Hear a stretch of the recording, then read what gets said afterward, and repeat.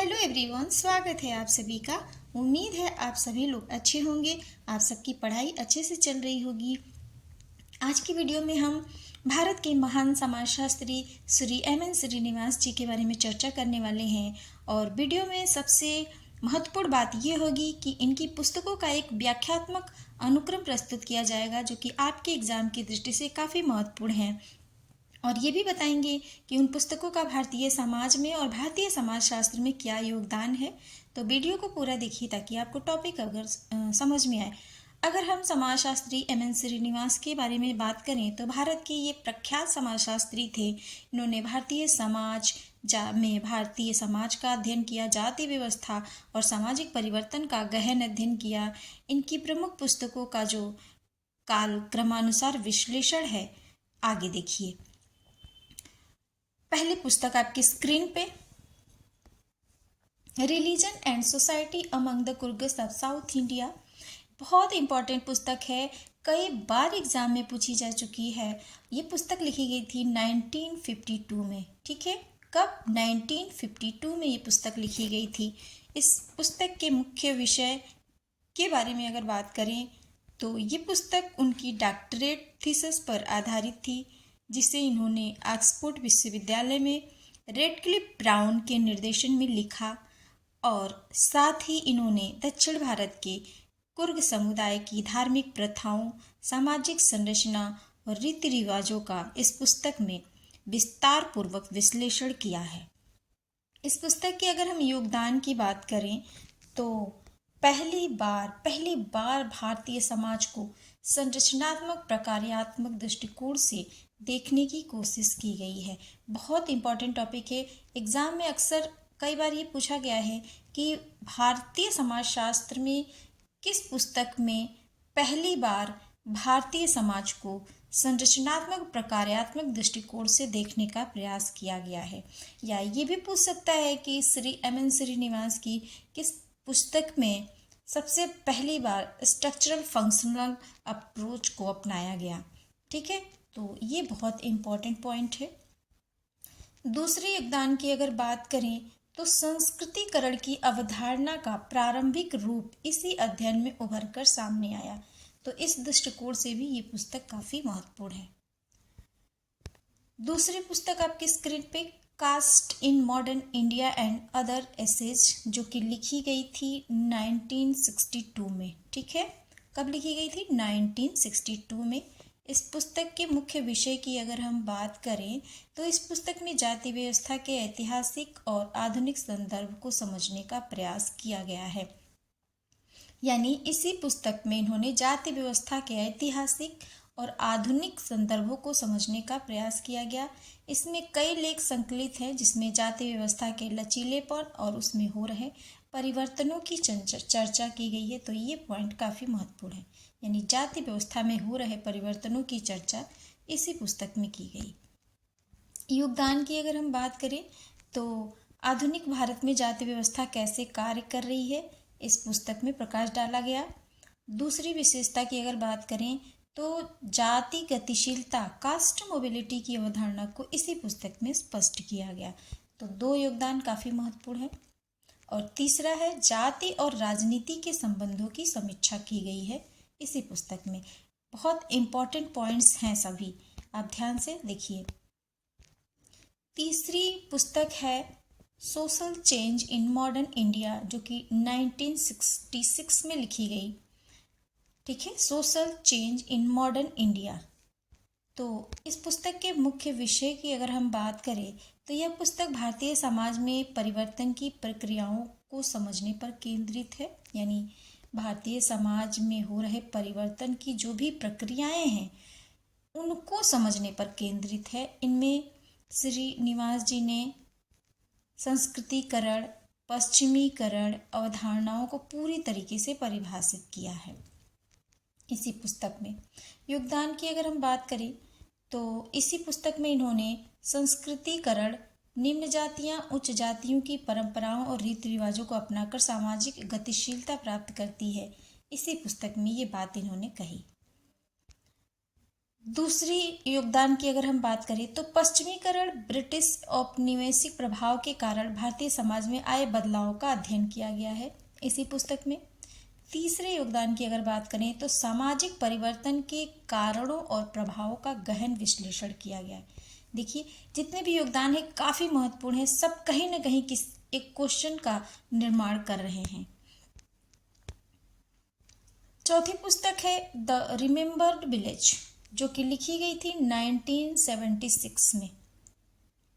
The remembered village बहुत important है, ये भी कई बार एग्जाम में पूछी जा चुकी है। ठीक है, मुख्य विषय की अगर बात करें तो ये इनकी सबसे प्रसिद्ध पुस्तक है, जो कि एक गांव आधारित नृवंश विज्ञान अध्ययन है। इसमें इन्होंने अपने फील्ड वर्क के दौरान देखे गए ग्रामीण जीवन का आत्मकथात्मक विवरण प्रस्तुत किया है। अगर योगदान की अगर हम बात करें तो यह गांव आधारित समाजशास्त्रीय अध्ययन का एक उत्कृष्ट उदाहरण है। ठीक है, यानी अगर कोई स्टूडेंट किसी गांव का अध्ययन करना चाहता है तो ये एक बहुत ही अच्छा उदाहरण हो सकता है, उसके अध्ययन में काफ़ी महत्वपूर्ण योगदान दे सकता है। इसमें जाति, परंपरा, सामाजिक संबंधों और सत्ता संरचना का एक सजीव चित्रण प्रस्तुत किया गया है। इस पुस्तक में इन्होंने भारतीय समाजशास्त्र में नृवंश विज्ञान की महत्वता के बारे में चर्चा की और भारतीय समाज में इस पुस्तक में जो भी महत्वपूर्ण योगदान है इसी पुस्तक के माध्यम से दिया गया।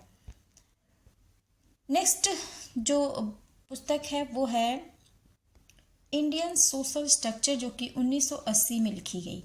ठीक है, इंडियन सोशल स्ट्रक्चर 1980 में लिखी गई, ये भी काफ़ी महत्वपूर्ण बुक है इनकी। इस पुस्तक के मुख्य विषय की अगर बात करें तो इस पुस्तक में भारत की सामाजिक संरचना को जाति, वर्ग और ग्रामीण समाज के संदर्भ में विश्लेषित किया गया है। योगदान की अगर बात करें तो भारत के सामाजिक ढांचे को समाजशास्त्रीय दृष्टिकोण से समझने का प्रयास किया गया, यानी भारतीय समाज है उसका जो सामाजिक ढांचा है उसको समाजशास्त्रीय दृष्टिकोण से समझाने का प्रयास किया गया है इस पुस्तक में। जाति व्यवस्था और सामाजिक असमानता पर गहरी अंतर्दृष्टि रखी गई इस पुस्तक में और भारतीय समाज के बदलते स्वरूप पर भी चर्चा की गई है इस पुस्तक में। नेक्स्ट बुक है जो इनकी वो है the dominant caste and other essays, जो कि 1987 में लिखी गई थी। कब? 1987 में लिखी गई थी।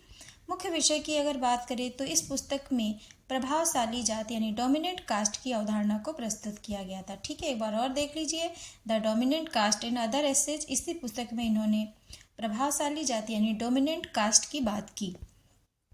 योगदान की बात करें तो प्रभावशाली जाति यानी डोमिनेंट कास्ट का सिद्धांत समाज में ऐसी जातियां होती हैं जो जनसंख्या, भूस्वामित्व, शिक्षा और राजनीतिक शक्ति के कारण प्रमुखता प्राप्त कर लेती हैं। यानी अगर एम.एन. श्रीनिवास के शब्दों में अगर बात करें तो प्रभावशाली जाति किसे कहेंगे? तो ऐसी जातियां जो जनसंख्या में अधिक हो, जिनका भूस्वामित्व अधिक हो, शिक्षा में उनका प्रमुख योगदान हो और राजनीतिक शक्ति इनके पास अधिक हो, इसी कारण से वो डोमिनेंट कास्ट कही जाती हैं।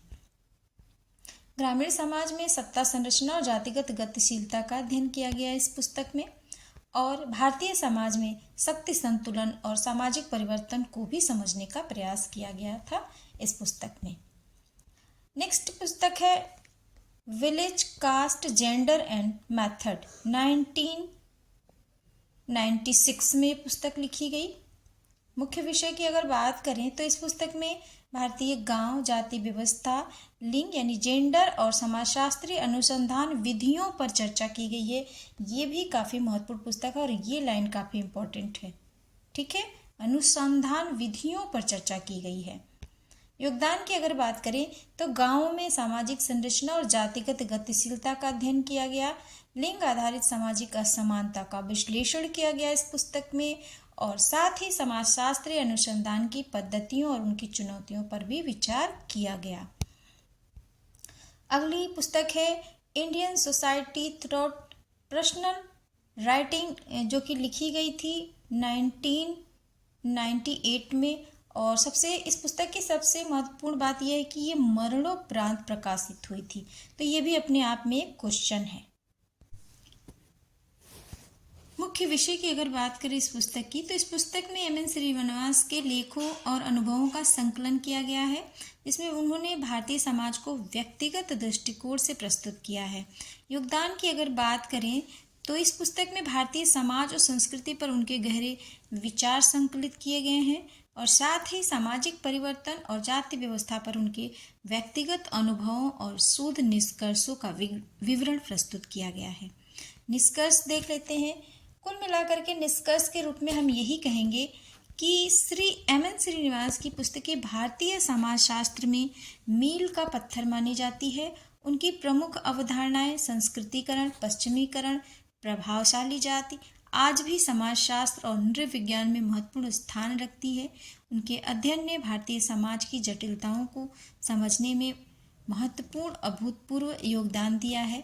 तो इस तरह से अगर देखा जाए तो कोई भी एग्ज़ाम हो जिसमें एम एन श्रीनिवास के बारे में चर्चा न की जाए तो ये एक कल्पना ही है। यानी मेरे हिसाब से तो अब तक के समाजशास्त्र संबंधित जितने भी परीक्षाएं हुई हैं सब में एम एन श्रीनिवास के बारे में चर्चा की गई है और इस वीडियो में आपको काफ़ी हद तक बहुत सारी बातें बताई गई हैं जो आपके एग्ज़ाम के दृष्टिकोण से काफ़ी महत्वपूर्ण होगा। तो वीडियो को देखने के लिए थैंक यू।